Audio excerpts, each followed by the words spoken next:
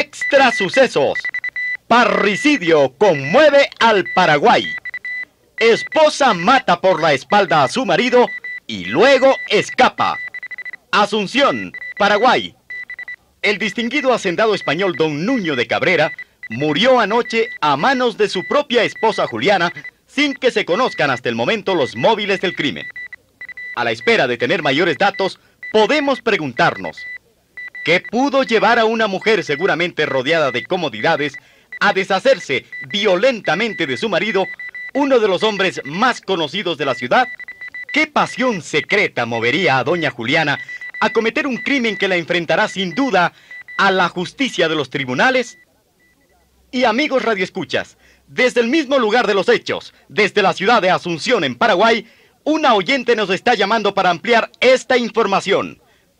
Adelante, señora, la escuchamos. Díganos todo lo que sabe. Lo que sé es que ustedes no saben nada de lo que está pasando en el Paraguay.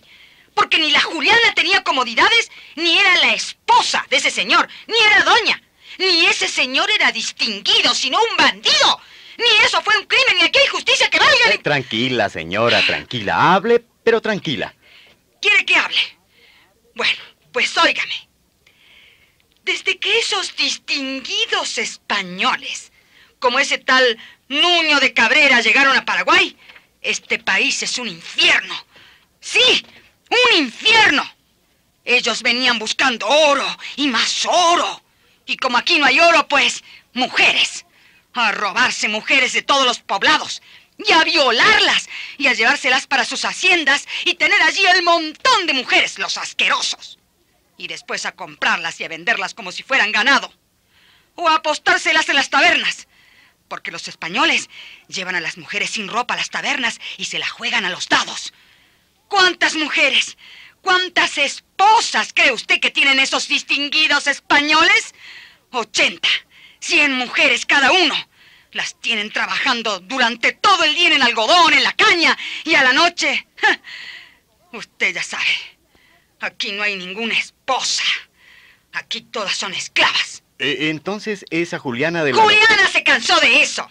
Juliana era una más en el corral de esclava del Nuño cabrón ese. Pero se las hizo pagar bien caras.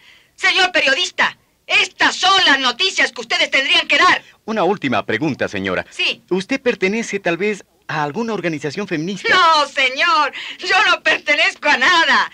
Yo soy una indígena guaraní que vivía en un corral de esclavas de otro patrón español. Pero desde que Juliana hizo lo que hizo, ya las demás aprendimos.